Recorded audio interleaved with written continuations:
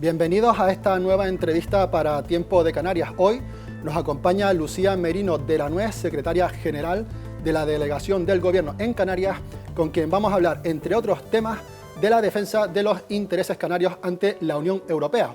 Un tema del que ella sabe mucho, ya que ha estado muchos años ejerciendo esta labor en Bruselas. Lucía, bienvenida. Muchas gracias, un placer de estar con ustedes en Tiempo de Canarias. Cuéntanos un poco en detalle cómo ha sido esa labor que has ejercido defendiendo, pues eso, nuestros intereses ante la Unión Europea en Bruselas. Pues todo comienza en el año 2009, cuando el Ministerio de Asuntos Exteriores decide crear la Oficina de las Regiones Ultraperiféricas, o RUP, en Las Palmas. El objeto es reforzar la labor de la Secretaría de Estado en la defensa de los intereses de Canarias en Bruselas. ¿En qué consiste esta labor de la Secretaría de Estado? Pues es una labor de coordinación de los distintos ministerios españoles para fijar la postura española respecto a las diferentes políticas comunitarias que afectan a Canarias. Una vez que la postura está fijada, ya se defiende en Bruselas a través de la REPER, la representación permanente en Bruselas, y a través de grupos de trabajo en las diferentes instituciones comunitarias. Ahora bien, ¿por qué la fecha clave es el año 2009? Porque hay dos momentos históricos muy importantes para la RUP. En primer lugar, en el primer semestre del año 2010 va a tener lugar la presidencia del Consejo de la Unión Europea por parte del gobierno estatal. Y por otro lado, también en el año 2010, el gobierno de Canarias va a presidir la conferencia de presidentes RUP.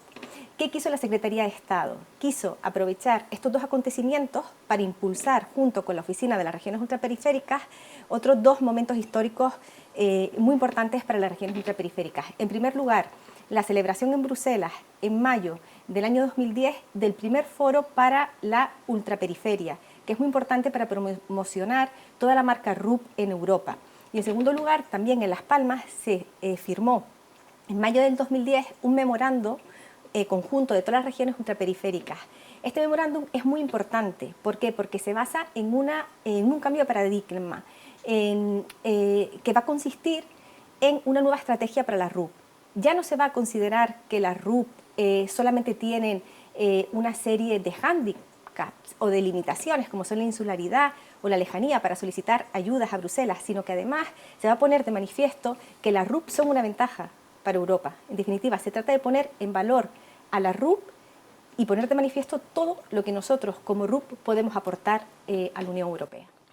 Corrígeme si me equivoco, pero desde tu actual puesto ahora en la Delegación del Gobierno sigues gestionando pues, la defensa de estos intereses canarios en Bruselas, ¿no? Sí, efectivamente. La Delegación del Gobierno es el máximo órgano de representación estatal en el territorio. Entonces gestionamos directamente asuntos europeos y también indirectamente. En cuanto a la gestión directa, aparte de ámbitos como la agricultura, la sanidad, nosotros en la Delegación del Gobierno gestionamos lo que es la ayuda al transporte de mercancías, que es una ayuda que está autorizada por la Comisión Europea. Se trata de subvencionar, de compensar todos los transportes de mercancías con origen desde las Islas Canarias a la Unión Europea y a la península de productos originarios canarios, tanto agrícolas como industriales. De hecho, la parte industrial está cofinanciada por fondos europeos. Se benefician unas 300 empresas canarias, estamos hablando de una media de 70 millones de euros anuales, y tengo que decir que en la Delegación del Gobierno hay que destacar que solicitamos directamente a la Comisión Europea una modificación de este régimen para conseguir más fondos para Canarias, para estas ayudas al transporte. Finalmente, la Comisión Europea aumentó los costes subvencionables. Toda esta labor nos valió con la insignia de oro de ASINCA, de la Asociación Industrial Canaria, lo que para nosotros fue todo un honor, ya que se reconoce nuestra labor de servicio público, así como nuestra capacidad de defender los intereses canarios en Bruselas. Indirectamente también gestionamos asuntos europeos. Se trata de una función de interlocución, de seguimiento. Por ejemplo, ahora pues existe una interlocución con el Ministerio de Hacienda pues para todo lo que es el cumplimiento del REF, por ejemplo, las ayudas al cine. Y después hay que destacar como muy importante que la Delegación del Gobierno forma parte de un grupo ministerial que está trabajando conjuntamente con la Comisión Europea para paliar los efectos negativos del Brexit en el sector agrícola canario de exportación. ¿Por qué? Porque hay muchas exportaciones que van de Canarias a Reino Unido, que se beneficiaban de una serie de ayudas, de medidas agrícolas, de medidas de transporte. Y hay que decir que el resultado de estas negociaciones está siendo muy positivo y que encima de la mesa ya hay nuevas ayudas para el sector agrícola canario que no van a estar ligadas a la exportación, pero sí van a estar ligadas pues, a nuevas medidas de mercado para que sigan, para seguir promoviendo este sector que es tan importante para la economía canaria. Según tu experiencia, ¿cuáles son algunas de las demandas más importantes que hay que reivindicar, ¿no?, con frecuencia en Bruselas para Canarias? Las demandas canarias en Bruselas están muy ligadas a lo que es el contexto actual. En el contexto actual yo destacaría 3 fenómenos. En primer lugar, la crisis sanitaria, económica y social. En segundo lugar, el aumento del fenómeno de la inmigración irregular. Y en tercer lugar, el Brexit. En cuanto a la crisis económica y sanitaria, hay que destacar que afecta especialmente a Canarias como región ultraperiférica. ¿Por qué? Pues porque dependemos muy fuertemente del exterior, de la conectividad, de sectores como el turismo y además porque ha aumentado la tasa de desempleo, especialmente en los jóvenes. Entonces, ¿cuál es la demanda de Canarias en relación con esta crisis que estamos padeciendo? Pues en primer lugar, no quedar rezagados en todas las ayudas que se están aprobando, tanto a nivel europeo como estatal, gracias a Europa, para paliar los efectos de la pandemia, como por ejemplo las ayudas del Plan de Recuperación Europeo, el Next Generation. Pero después, por otro lado, también lo que queremos, lo que quiere Canarias es que se mantengan las ayudas actuales. En cuanto a las ayudas actuales, hay 2 fundamentales. Una son por un lado están las medidas agrícolas y por otro lado están las medidas regionales. En cuanto a las medidas agrícolas, hay un programa especial para Canarias, que es el programa POSEI.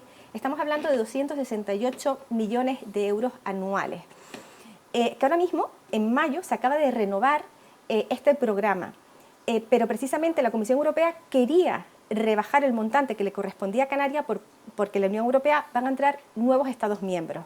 Hemos conseguido, finalmente, que se mantenga la ficha financiera del POSEI. Esto es muy importante. Y en cuanto al FEDER, más de lo mismo. También se quería reducir el montante del FEDER porque el FEDER tiene una ficha especial para Canarias como región ultraperiférica. Y no solamente se ha conseguido que se mantenga, sino que además se ha aumentado para Canarias. Esto en cuanto al fenómeno de la crisis económica, pues que es importante mantener todas las ayudas. El segundo fenómeno, el fenómeno de la inmigración irregular, que nos afecta especialmente porque, pues, por nuestra posición geoestratégica, porque somos frontera de la Unión Europea.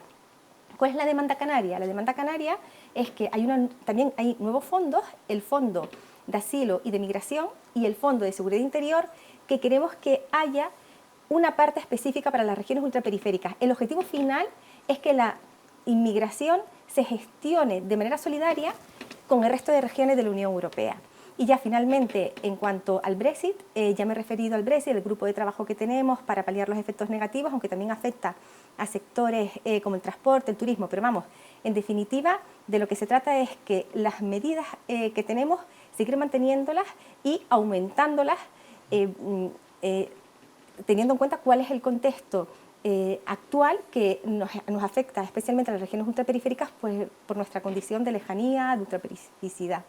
Teniendo en cuenta el contexto actual del que hablas, con la crisis económica, social, sanitaria que vivimos, ¿son suficientes las ayudas económicas que recibimos por parte de Europa? ¿Y a qué sectores van dirigidas principalmente? Sí, actualmente considero que las medidas son suficientes, aunque me vuelvo a repetir, lo importante es mantenerlas en el futuro, que las fichas financieras que tenemos ahora mismo, que no bajen. En cuanto a las ayudas, yo las englobaría en 2 grandes bloques. El primer bloque es el del marco financiero plurianual. Acabamos de pasar el marco financiero 2014-2020, ahora estamos entrando en el 2021-2027 y ha sido importante el que se haya mantenido la misma ficha. En el periodo 2014-2020, todas las RUP recibieron un montante total de 13.300 millones de euros. Este marco financiero plurianual, las 2 medidas más importantes son las medidas agrícolas, que son el POSEI, del que ya hemos hablado, y por otro lado están todas las medidas regionales. Las medidas regionales son medidas de cohesión, medidas de empleo, medidas para la mejora de la calidad de vida que se ejecutan a través de fondos estructurales. Dentro de los fondos estructurales, para nosotros es fundamental el FEDER, que también he hablado del FEDER, que tiene una asignación especial para las regiones ultraperiféricas. Pues bueno, de lo que se trata es que a medida que van pasando los periodos, que no nos bajen nuestra ficha financiera, mantenerla, incluso aumentarla. Y después, por otra parte, dentro de las ayudas, el segundo gran bloque es el bloque del REF, del régimen económico y fiscal. El objetivo del REF es promover el desarrollo económico y social del archipiélago canario y va dirigido a todos los sectores, al turismo, al transporte, al comercio. En líneas generales, pues el REF tiene la parte económica, que la parte económica, por ejemplo, son todas las ayudas al transporte, no solamente el transporte de mercancías, del que ya hemos hablado, sino también el transporte de residentes canarios, se nos subvenciona el 75% de los billetes. Y en cuanto al REF fiscal, también se divide en dos. Tenemos por una parte todos los beneficios fiscales de la RIC, de la SEC, las ayudas al cine, el registro especial de buques, y por otro lado están los impuestos especiales como el IJIC y el AIEM. En definitiva, considero que sí, que existen una serie de ayudas económicas y de medidas especiales para las regiones ultraperiféricas que son diferentes a las ayudas que pueden tener otras regiones.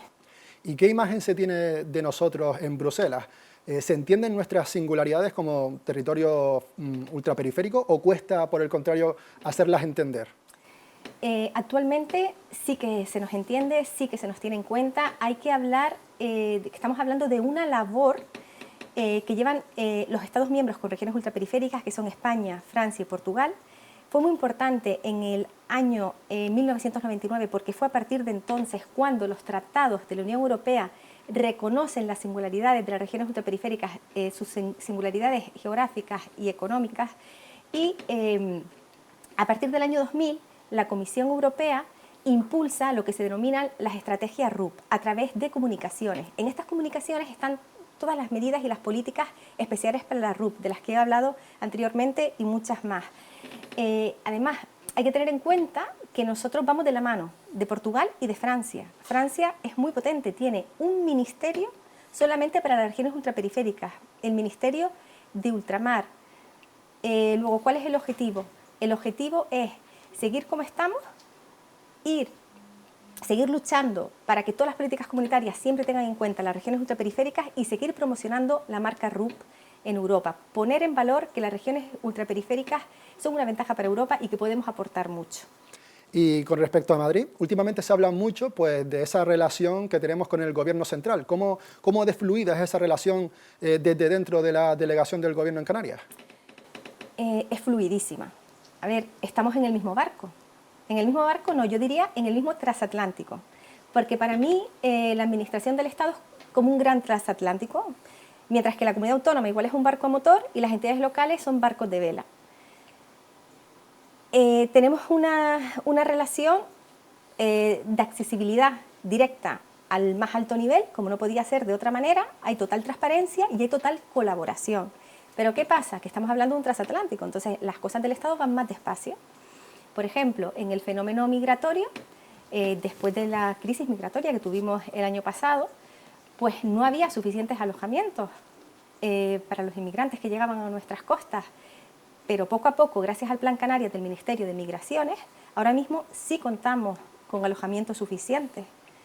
Entonces, la relación es estupenda porque nosotros somos Estado, la delegación del Gobierno es el máximo órgano de representación estatal en el territorio. Luego, por supuesto que la relación es fluidísima. Hace poco te hemos visto formando parte de una campaña publicitaria para atraer talento joven a la Administración General del Estado. En tu caso personal, ¿qué es lo que te atrajo para dedicarte al servicio público? Yo creo que el servicio público es una vocación. Es una vocación que yo le he ido descubriendo poco a poco y hay diferentes causas que te motivan. La causa de servir el interés general, de marcarte retos y cumplirlos, de trabajar en puestos muy interesantes que no podrías trabajar de otra manera, por ejemplo en mi caso defendiendo los intereses de Canarias en Bruselas, o ahora mismo como secretaria general de la Delegación del Gobierno, nosotros gestionamos servicios públicos, intentamos hacerlo de la mejor manera, de manera excelente. En la Delegación del Gobierno hay más de 270 funcionarios que se dedican a ámbitos extranjería, educación, sanidad, agricultura, y además no hay que olvidar cuáles son las características propias del servicio del empleo público. ¿Cuáles son? Pues el acceso a la función pública y la promoción está basada en criterios de meritocracia, en los principios de capacidad, mérito, igualdad, y además hay una estabilidad y una seguridad laboral, sueldos más que dignos, y además nos permite la conciliación de la vida personal y laboral. Pero en definitiva, creo que el servicio público es una vocación y que nuestra satisfacción es el cumplimiento del interés general por encima de los intereses particulares. ¿Y por qué crees que quizás los jóvenes no están considerando como una prioridad, digamos, una carrera o futuro en la Administración General del Estado? Quizás existen muchos tópicos negativos en cuanto al funcionariado. Yo creo que es sobre todo los canarios. ¿Por qué? Porque la Administración General del Estado no puede competir con oposiciones a la comunidad autónoma o a las entidades locales. ¿Por qué? Porque esas plazas salen aquí. En cambio, si eres canario y vas a opositar a un puesto de la Administración General, pues tienes el riesgo que tu plaza puede estar en la península y después costarte venir, porque una vez que tú accedes al puesto tienes que estar una serie de años pues, en el primer puesto. Y además, la celebración de estas oposiciones también suelen ser en la península. Y no solamente eso, sino también la preparación. En mi caso yo tuve que ir a la península a prepararme. Todo esto está cambiando. Ahora mismo hay unas políticas de territorialización de las oposiciones. Es decir, que podamos acceder a cuerpos generales del Estado, desde jueces, fiscales, inspectores de Hacienda, mi cuerpo, del Cuerpo Superior de Administradores Civiles del Estado, desde aquí, que se celebren aquí las oposiciones. Y además, que una vez que apruebes, que te aseguren que las plazas van a estar territorializadas en Canarias. En cuanto al tema de si existen tópicos de los funcionarios, pues sí, nosotros estamos sujetos a las críticas y de la opinión pública. Se nos dice cuando hacemos bien las cosas, pero también se nos dicen cuando las hacemos mal. De hecho, existen tópicos de los funcionarios, que si estamos de prestado, que trabajamos poco, que salimos 5 veces a desayunar, incluso hay gente que se alegra cuando nos bajan el sueldo. Pero, ¿cómo se puede luchar contra todos estos tópicos? Pues realmente la Administración tiene que hacer políticas que fomenten al funcionario como un capital humano fundamental para la Administración, para que gestione los servicios públicos con excelencia. Ojo, también tengo que decir que, por ejemplo, en mi Administración no tengo quejas con los funcionarios, se trabaja de una manera exquisita, lo tengo que decir. Hay muy buen ambiente de trabajo. ¿Y en qué se fundamentan estas políticas para poner al funcionario en el centro de la gestión de los servicios públicos? Pues tienen que ser que las estructuras de la Administración no sean tan jerárquicas, sino que sean más horizontales, es decir, que los funcionarios participen en la toma de decisiones. Y es fundamental también en la Administración pública que haya una gestión por objetivos, que se le exija a los funcionarios cumplir una serie de objetivos igual que en el ámbito privado. Y en esto es en lo que está caminando hoy en día la Administración pública. ¿Hay urgencia por iniciar esa renovación de la plantilla de la Administración General del Estado? Se calcula que alrededor de un 12% de la plantilla tienen menos de 40 años y que en los próximos 10 años se va a jubilar la mitad del personal. Efectivamente, la media de edad de los funcionarios es 52 años. No ha ayudado que entre el año 2010 y el año 2014 no ha habido apenas ofertas de empleo público. A partir del año 2016 han empezado a aumentarse las ofertas de empleo público, pero sí, es un problema que nos encontramos. Ante esta situación, ¿qué es lo que hay que hacer? Pues planes de captación de jóvenes. Ahora mismo existe una campaña muy importante del Ministerio de Política Territorial y Función Pública. Se trata de explicar a los jóvenes en qué consiste el empleo público, porque muchos no lo saben, y las posibilidades que hay, la cantidad de empleos que pueden desarrollar.